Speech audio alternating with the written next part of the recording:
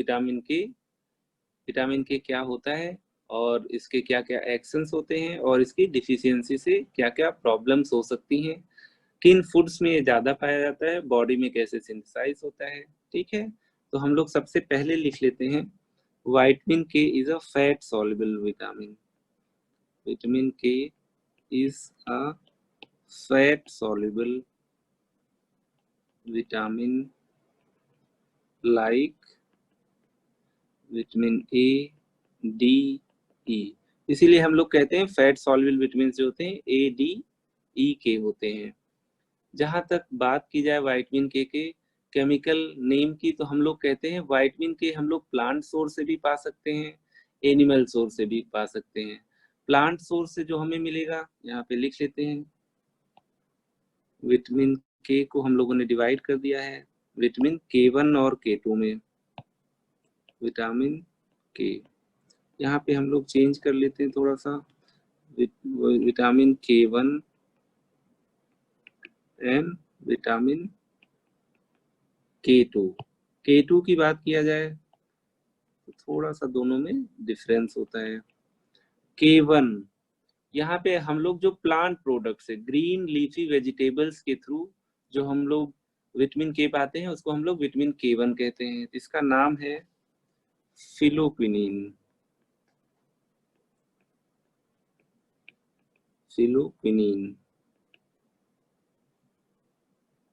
फिलोक्विनिन है ये from plants, obtained from veg diet या प्लांट सोर्स। और दूसरी चीज हम लोग ये देख लेते हैं कि विटामिन के और कहाँ से मिलता है। देखो एक बात नोट कर लो, बॉडी के अंदर किसी सेल के अंदर विटामिन के बनता नहीं है। इंटेस्टाइन में कुछ बैक्टीरिया रहते हैं, मतलब फ्लोरा जो होता है वो लोग विटामिन के सिंथेसाइज करते हैं और हम लोग उनको एब्जॉर्ब कर लेते हैं। इसीलिए अगर किसी को बिना मतलब के एंटीबायोटिक दिया जाए, जैसे मान लीजिए आपने किसी पेशेंट को एमॉक्सिसिलिन दे दिया, एमॉक्सिसिलिन एंटीबायोटिक है तो बैक्टीरिया पे एक्ट करेगा, मतलब बैक्टीरिया को किल कर देगा। तो जब हम लोग कोई भी ओरल एंटीबायोटिक लेते हैं तो इसकी वजह से जो गट का फ्लोरा होता है, जो गट के यूजफुल बैक्टीरिया होते हैं वो भी डिस्ट्रॉय हो जाते हैं पैथोजेनिक बैक्टीरिया के साथ। तो हमारी बॉडी में जो नॉर्मल विटामिन के का सोर्स था वो खत्म हो जाता है। यहाँ पे लिख लेते हैं synthesized by intestinal bacteria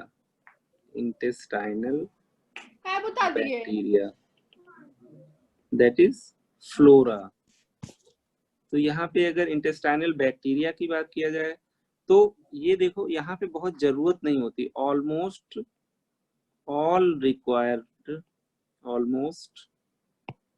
whole of required vitamin K is obtained from intestinal bacteria। almost whole of required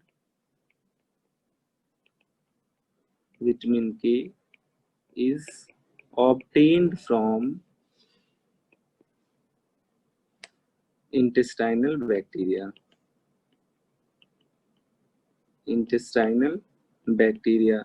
तो यहाँ पे आप देख पा रहे होंगे अपनी बॉडी के अंदर कुछ बेनिफिशियल बैक्टीरिया होते हैं जो हमारे लिए विटामिन सिंथेसाइज करके दे देते हैं और हमें कहीं बाहर से प्लांट सोर्स से लेने की जरूरत ही नहीं होती है।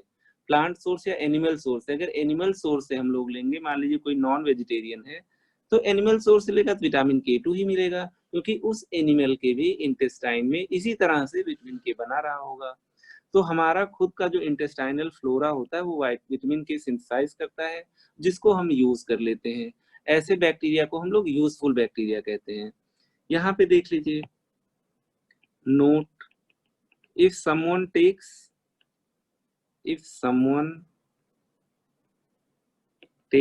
oral antibiotic, then this bacteria या this flora may get damaged। और आपको पता है यही मेन सोर्स है, may get damaged and lead to vitamin के डिफिशियंसी। मेरे ख्याल से इसको समझने में कुछ भी टफ नहीं है। अगर विटामिन के जहां से हमारा मेन सोर्स था, सब कुछ ऑब्टेन हम लोग कर ले रहे थे इंटेस्टाइनल फ्लोरा से। अगर कोई एंटीबायोटिक लेगा तो इंटेस्टाइनल फ्लोरा मतलब इंटेस्टाइनल बैक्टीरिया, आप उनको किल कर दोगे। तो कोई अगर अननेसेसरली बहुत लॉन्ग टाइम तक आपका एंटीबायोटिक ले रहा होगा तो इससे आपके गट फ्लोरा डैमेज हो जाते हैं। ऐसे पेशेंट्स में विटामिन के डिफिशियंसी की वजह से ब्लीडिंग के चांसेस रहते हैं। अभी हम लोग आगे देख लेंगे कि विटामिन के कौन कौन से क्लॉटिंग फैक्टर्स के सिंथेसिस में हेल्प करता है, आप लोग ऑलरेडी जान भी रहे होंगे। यहाँ पे हम लोग लिख लेते हैं vitamin K is not synthesized in our body cells, is not synthesized in our body cells। या तो हमें बाहर से लेना पड़ेगा या तो हमें अपने ही इंटेस्टाइनल बैक्टीरिया पे डिपेंड रहना होगा। तो अभी तक हम लोगों ने जो पढ़ा है, हम लोगों ने कहा विटामिन के एक फैट सॉल्युबल विटामिन है। इसके अलावा विटामिन के को हम लोगों ने दो कैटेगरी में डिवाइड कर रखा है, vitamin K1, vitamin K2। Vitamin K1 plant source से मिलता है हमें और इसको फिलोक्विनिन कहते हैं। विटामिन K2 हमें एनिमल सोर्स से मिलता है, इसको हम लोग मेनाक्विनोन कहते हैं। लिख लेते हैं इसका नाम जो है, नोन एज मेनाक्विनोन। तो यहाँ पे मेन लगा हुआ है, इसका मतलब अगर कभी भूल जाइए तो आप इसको अपने इंटेस्टाइन को सोर्स मानिए। यहाँ P है मतलब प्लांट सोर्स, ठीक है, एक छोटा सा निमोनिक हो गया ये। इसके अलावा हम लोग ये देख लेते हैं विटामिन के क्या करता है बॉडी में जाके। तो लिख लेते हैं फंक्शन ऑफ विटामिन के। फंक्शन ऑफ विटामिन के, फंक्शन ऑफ विटामिन के की बात की जाए तो विटामिन के का जो मेन फंक्शन है वो केवल ये है कि कुछ क्लॉटिंग फैक्टर्स होते हैं जो विटामिन के डिपेंडेंट क्लॉटिंग फैक्टर्स होते हैं। अगर विटामिन के नहीं होगा तो ये फैक्टर्स अपने एक्टिव फॉर्म में नहीं होंगे। देख लेते हैं, it helps in synthesis of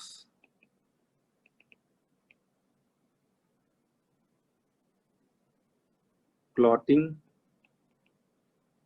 factors. कौन कौन से क्लॉटिंग फैक्टर्स हैं? नेमली आपका clotting factor 2, 7, 9, 10, namely factor 2, 7, 9 and 10।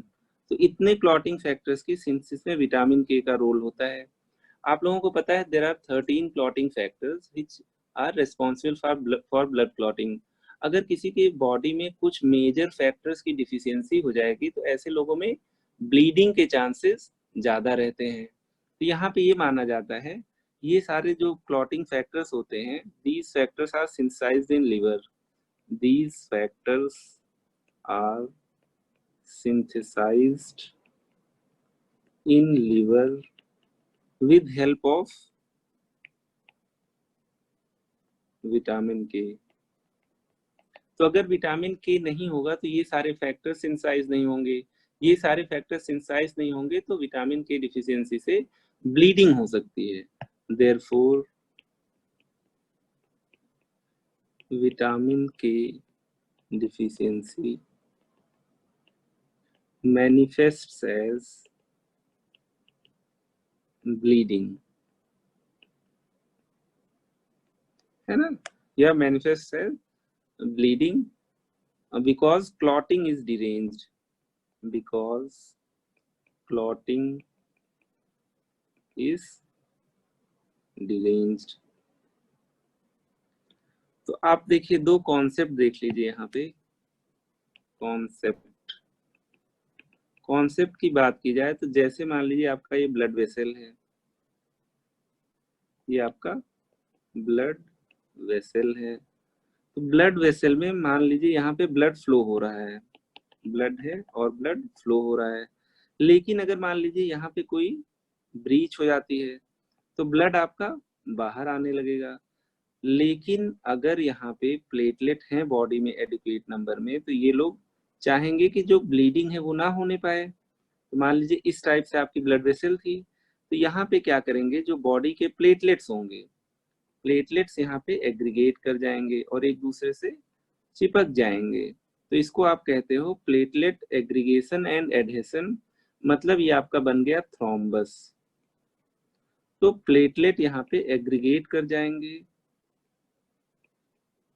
Aggregate और वेसल से चिपक जाएंगे, एंड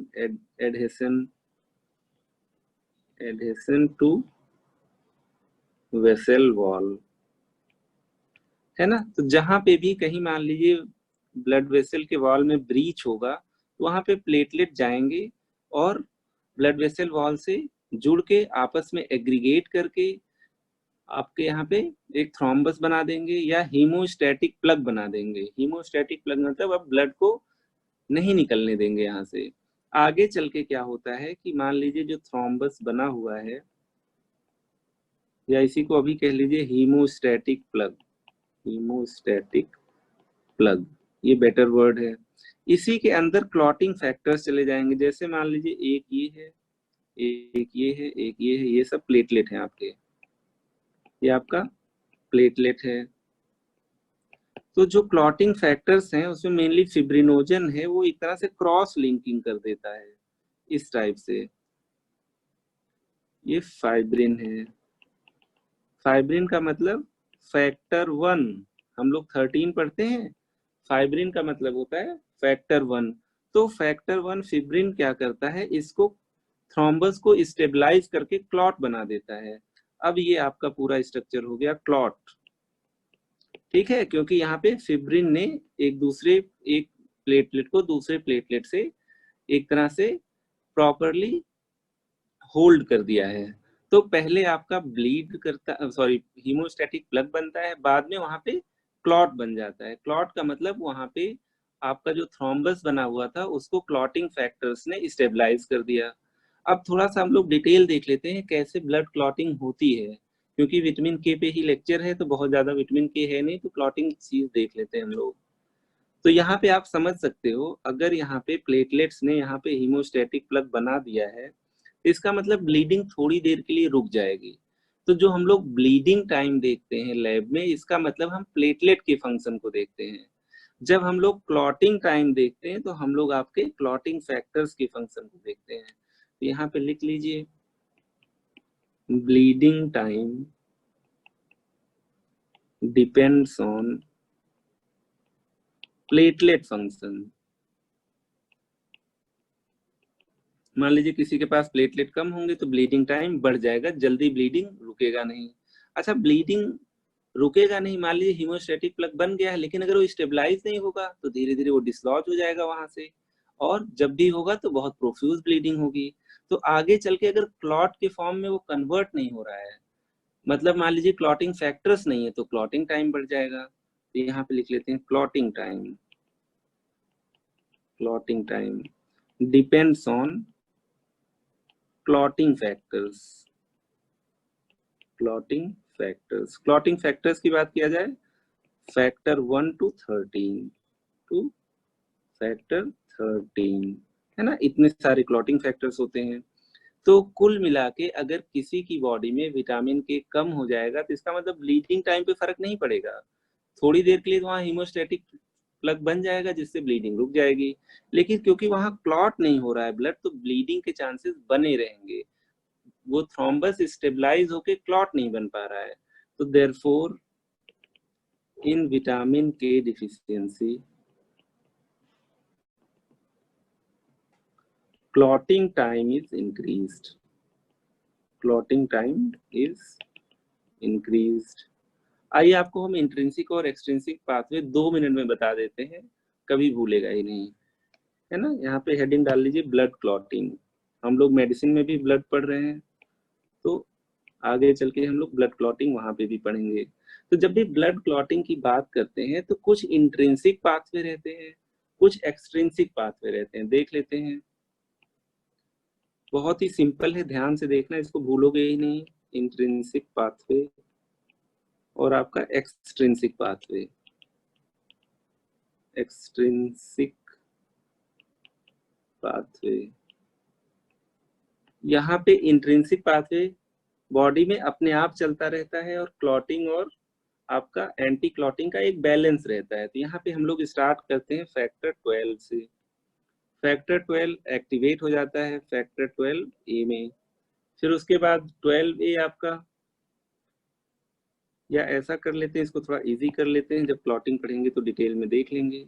इंट्रिंसिक पाथवे में कुछ फैक्टर्स हमारे रिस्पॉन्सिबल होते हैं, जैसे फैक्टर 12, फैक्टर 9, फैक्टर आपका इसके अलावा 8, और एक बच गया, एक साथ फैक्टर 11 होता है यहाँ पे, फैक्टर 11।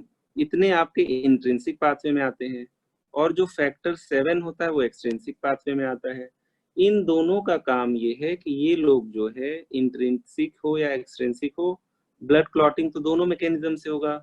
ये लोग क्या कहते हैं, फैक्टर 10 को एक्टिवेट करके फैक्टर 10A में कन्वर्ट कर देते हैं। ए फॉर एक्टिवेटेड, ये फैक्टर 10 है, और ए हो गया मतलब एक्टिवेटेड हो गया फैक्टर 10। इसके बाद फैक्टर 10 फैक्टर 5A से मिलते हुए आपके प्रोथ्रोम्बिन को थ्रोम्बिन में कन्वर्ट कर देता है। प्रोथ्रोम्बिन मतलब फैक्टर 2 को थ्रोम्बिन में। तो देखा जाए तो आपका जो इतना आपका स्ट्रगल हो रहा है, इंट्रिंसिक आ रहा है, एक्सट्रिंसिक आ रहा है, फिर 10A को एक्टिवेट करो, तो मेन एम आपका होता है इंट्रिंसिक और एक्सट्रिंसिक पाथवे का कि प्रोथ्रोम्बिन को थ्रोम्बिन में कन्वर्ट करो। मतलब प्रोथ्रोम्बिन इनएक्टिव है, इसको थ्रोम्बिन में कन्वर्ट कर दो। अब थ्रोम्बिन जो होगा ये फैक्टर 1 को, फिब्रिनोजन को फिब्रिन में कन्वर्ट कर देगा। फिब्रिनोजन यही फैक्टर 1 होता है आपका, जो क्लॉटिंग फैक्टर होता है, इसको फिब्रिन में कन्वर्ट कर देगा। कौन सा? तो मेन एम आपके इंट्रिंसिक एक्सट्रिंसिक का होता है कि किसी तरह से प्रोथ्रोम्बिन को थ्रोम्बिन में कन्वर्ट कर दो, तब ये फिब्रिनोजन को फिब्रिन में कन्वर्ट कर देगा, है ना। तो जब वहां पे हीमोस्टैटिक प्लग बना था तो कमी किस चीज की थी? केवल फिब्रिन की थी। जैसे ही फिब्रिन मिला, देखो यहाँ पे वो क्लॉट के फॉर्म में बन गया, है ना। तो यहाँ पे इस टाइप से फिब्रिन बन गया, फिर इसके बाद क्लॉट बन जाएगा। क्या ही टफ है इसमें। फिर से देख लेते हैं। मैंने कहा इतने क्लॉटिंग फैक्टर्स हैं जो इंट्रिंसिक क्लॉटिंग फैक्टर के पार्ट होते हैं, और कुछ क्लॉटिंग फैक्टर्स आपके एक्सट्रिंसिक होते हैं, जिसमें फैक्टर 7 है। एक्सट्रिंसिक का मतलब नॉर्मली ये एक्टिव नहीं होता, लेकिन जैसे मैंने यहाँ पे कह दिया वेसल में इंजरी हो गया, तो यहाँ पे फिर फैक्टर 7 हरकत में आता है, और इसके बाद ये 10 को 10A में कन्वर्ट करा देता है। फिर 10A 5A मतलब एक्टिवेटेड फैक्टर 5 के साथ जो हमारा मेन एम था, प्रोथ्रोम्बिन को थ्रोम्बिन में कन्वर्ट कर देता है। अब ये फैक्टर 2 था, ये फैक्टर 1 को कर देगा, और फिर उसके बाद ये जाके जहाँ पे हीमोस्टैटिक प्लग बना होगा वहां पे प्लेटलेट वगैरह को क्रॉस लिंक करके और ज्यादा सॉलिड या स्टेबल बना देगा। अब देखिए इसका एक निमोनिक लिख लेते हैं, कुछ ज्यादा ही इजी है। निमोनिक,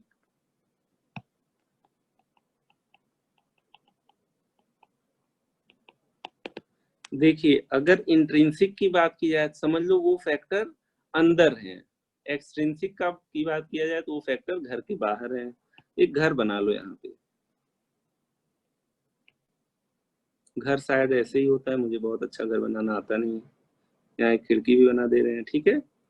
तो अगर इंट्रिंसिक फैक्टर्स की बात किया जाए तो आपको पता है दोनों कहाँ पे, सब दोनों मर्ज कहाँ पे कर रहे हैं, 10 पे।